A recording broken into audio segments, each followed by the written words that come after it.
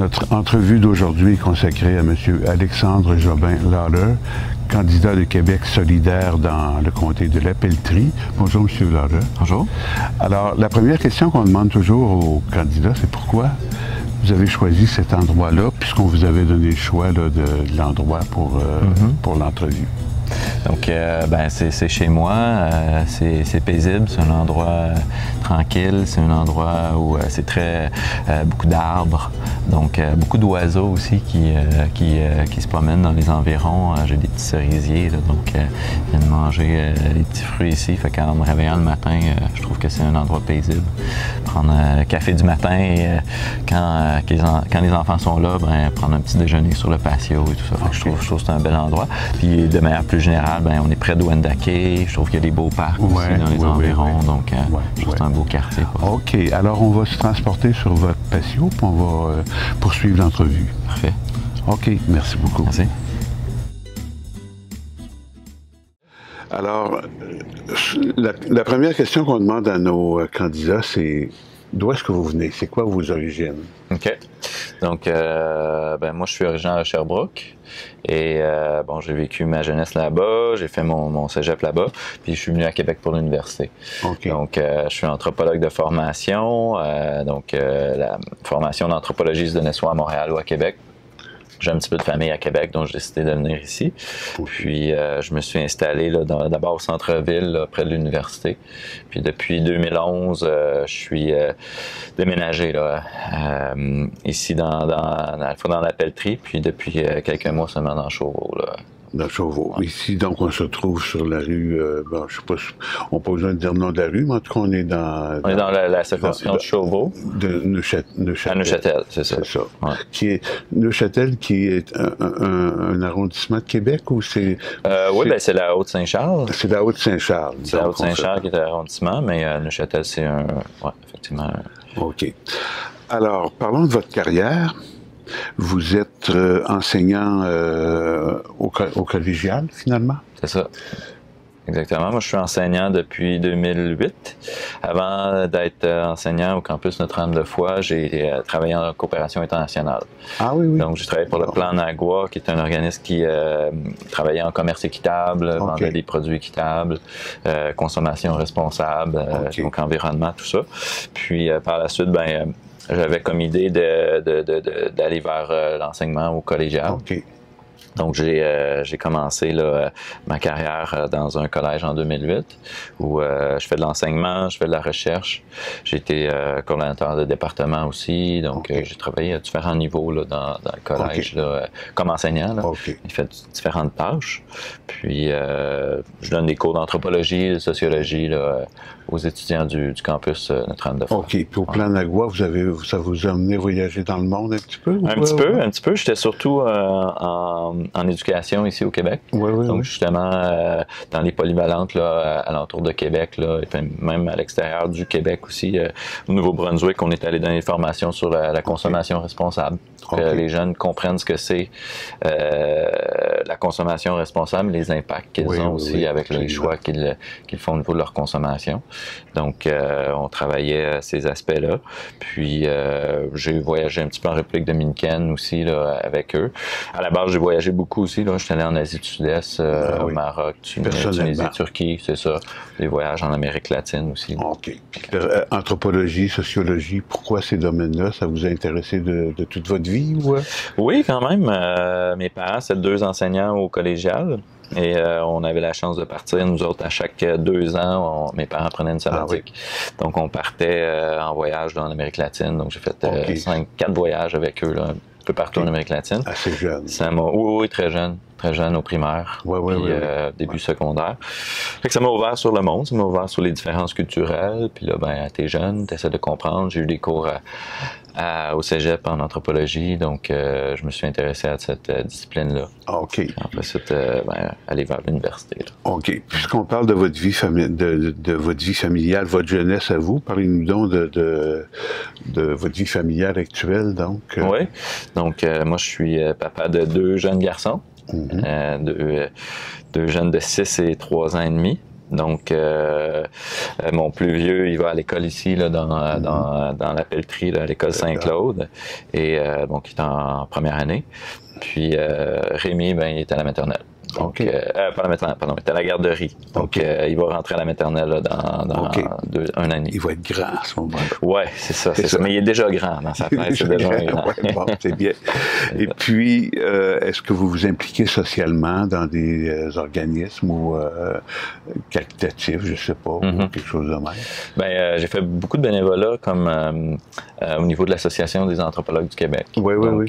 Donc, c'est un organisme là, qui travaille à faire connaître l'anthropologie, puis à travailler pour faire différentes activités en anthropologie, tout ça. Donc, j'ai été vice-président, voire secrétaire, je fais toutes sortes de fonctions avec eux. Donc, travailler de ce côté-là. J'ai donné un petit peu de mon temps au niveau du tennis. Donc, moi, je suis enseignant. J'ai enseigné pendant 15 ans au tennis. Donc, dans ma région, l'Université Bishop, mais aussi à Québec, j'ai donné des cours à Champlain, au club Montcalm, pardon. Puis à l'Université Laval aussi, donc j'ai donné quand même quelques cours, là, puis donc j'ai continué à m'impliquer un petit peu dans ce milieu-là. Donc je suis impliqué un petit peu aussi avec l'école de mon fils, là. Donc quelques campagnes. Ça fait que vous êtes assez sportif. Oui, quand même, oui. Bon, vous pratiquez d'autres sports que le soccer, j'ai eu une grosse blessure l'année passée. J'ai arrêté le soccer parce que c'est un petit peu dur pour notre vieux corps. Vieillir tranquillement. Mais surtout le tennis. Je joue au hockey aussi, là, quelques hommes avec une gang d'amis. Puis je fais de la course aussi depuis récemment. J'ai fait de la course du maire de Donnacona cet été d'ailleurs. C'était ma première course. Participer à des événements. C'est ça.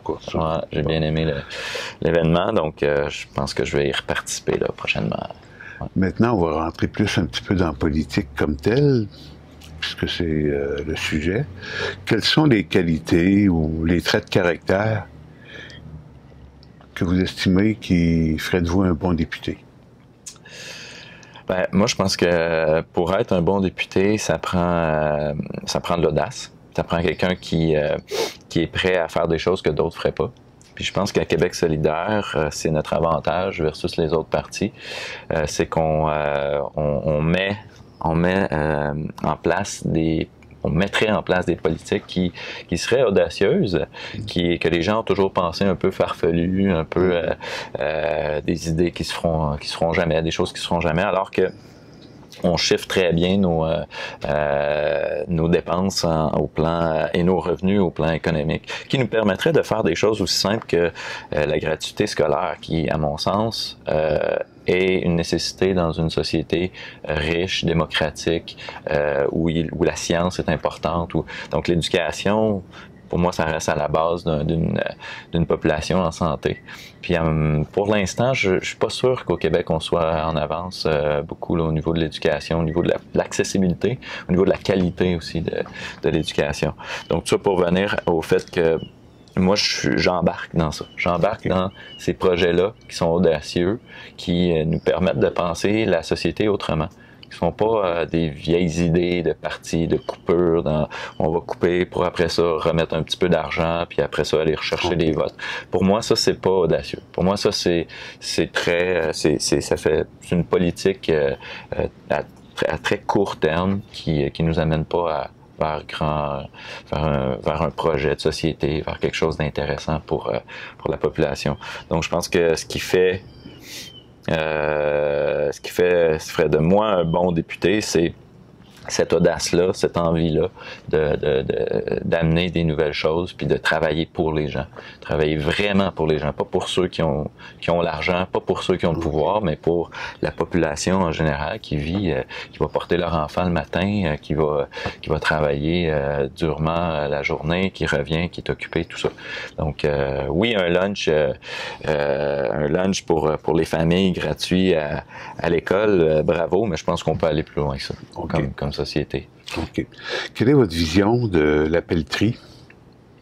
Vision de la pelleterie, on sait qu'il y a des enjeux de santé, entre autres. Il y a des enjeux de santé, effectivement, entre autres avec l'hôpital Chauveau, où il y a une réduction au niveau du nombre de médecins à l'urgence, du nombre d'heures de couverts par les médecins. Ça, je pense que je pense qu'on a beaucoup de travail à faire au niveau de la santé dans nos circonscriptions pour avoir un service de qualité mais gratuit. Hein, parce qu'on peut payer. Dans la pelleterie, il y en a des cliniques privées où on peut aller chercher les soins, mais encore faut-il avoir l'argent pour le faire. Bon, comme enseignant, puis plusieurs autres métiers, on a la chance d'avoir des assurances qui payent une partie, qui couvrent une partie, mais reste qu'on le paye sur notre revenu, sur notre paye mensuelle. Puis, c'est pas tout le monde qui a cette chance-là. Donc, je pense que il y a beaucoup à faire ici dans le coin pour avoir des services de proximité. Des services de qualité aussi au niveau de la santé qui permettraient aux enfants comme aux personnes plus âgées d'avoir accès à ces soins-là. Entre autres, là, je pense au quartier ici où il y a quand même, puis dans la pelleterie, il y en a plusieurs aussi, là, donc des quartiers où il y a davantage de personnes âgées où les services de proximité au niveau de la santé sont pas nécessairement là. Fait que moi, je pense qu'à mon avis, il y a ça. L'autre élément dans la pelleterie qui est défaillante, je crois, c'est au niveau de la mobilité. Donc là, on a un plan de mobilité de la ville, mais on se sent un petit peu délaissé dans la pelleterie au niveau de ce plan-là. Bon, ça va surtout Charlebourg, Beauport, Centre-Ville, Sainte-Foy. Je pense qu'à mon avis, la ville a délaissé en quelque sorte ce secteur-ci pour gager beaucoup sur la voiture. Donc, on entend parler beaucoup, là, M. Kerr est un grand défenseur du troisième lien, de l'élargissement de l'autoroute Henri IV, bon, comme si ça allait régler tous les problèmes de mobilité. À mon sens, à la pelleterie, on peut avoir des services de transport en commun qui sont beaucoup plus efficaces. Des services qui vont être adaptés à la population du coin aussi, beaucoup des petites familles, des gens qui se rendent au centre-ville, qui veulent se rendre rapidement pour aller travailler au centre-ville, sur Charest, près du Parlement. Donc, c'est une défaillance, à mon avis, dans la pelleterie, là, au niveau de la mobilité, parce que puis je vais terminer ce point-là en disant l'étalement urbain, on en fait partie ici, dans Chauveau-la pelleterie. On fait partie de cet étalement-là. Puis Sainte-Catherine encore plus. Donc, c'est en train de prendre des grandes... bon, il y a plusieurs développements, puis tant mieux. C'est parfait. Les gens recherchent une qualité de vie. Maintenant, comment on fait pour s'assurer d'une mobilité qui est viable pour ces gens-là? Ça, c'est un autre aspect sur lequel il faut travailler. Donc, est-ce que c'est en élargissant des autoroutes? Les études ont montré clairement que, donc il y a des économistes là, qui ont montré clairement que c'est pas en faisant ça qu'on va y arriver.